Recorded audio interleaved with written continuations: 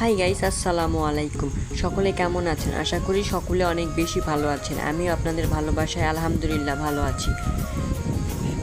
তো আজকে আমি আপনাদেরকে দেখাবো আমাদের ছাদ। তো দেখেন, এই যে দেখেন ছাদে কি পরিমাণে জিনিস ধুয়ে দিয়েছে। আর এখানে তো আম্মু মনে হয় ছাদটা পরিষ্কার করে রেখে দিয়েছে। আর আমাদের চারদিকে, এটা বাসার চারদিকে, এটা হচ্ছে ঘনবসতি, খুব কাছাকাছি কাছাকাছি বাসা।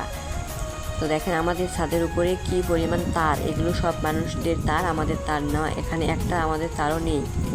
আমরা এত বলি এই তারগুলো সরাতে, তারা গায়ে লাগায় না কথা। তো যাই হোক, চারদিকটা আমি আপনাদেরকে একটু দেখাচ্ছি। আর ট্যাঙ্কির উপরে আমি কী জন্য আসি আমি বলি। এখান থেকে পানি নিব, পানি নিয়ে গাছে দিব, আমাদের ঝাল গাছে। আমি আপনাদেরকে গাছগুলো দেখাবো। এই যে আমি উপরে আসি, একটা ড্রামটা ধরি। উপরে থাকতে ভয়ও লাগতেছে, কিন্তু এখন বড় হয়েছি বিধায় ভয় কেটে গেছে। তো আমি আপনাদেরকে দেখাই, পানি নেই। তো পানি নেওয়া শেষ হলে আমি আপনাদের সঙ্গে কথা বলি। আগে হচ্ছে ড্রামটা খুলি।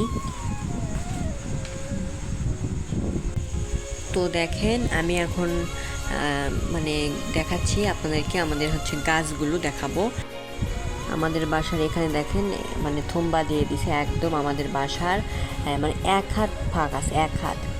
এই যে দেখেন ঝাল গাছ, এগুলো হচ্ছে আমাদের মরে গিয়েছে, এখন পানি দিতে লাগবে।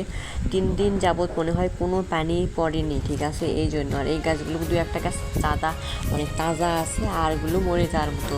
আর কি পরিমাণ রোদ হচ্ছে আপনারা তো দেখতেই পাচ্ছেন, এত পরিমাণ গরম আর রোদ, যা বলার বাইরে। এখনও তো ঠিকমতো রোদ গরম পড়েনি। দেখেন পানি দিলাম, একদম সব কিছু ডুয়ে দিছি, ভরপুর পানি দিছি।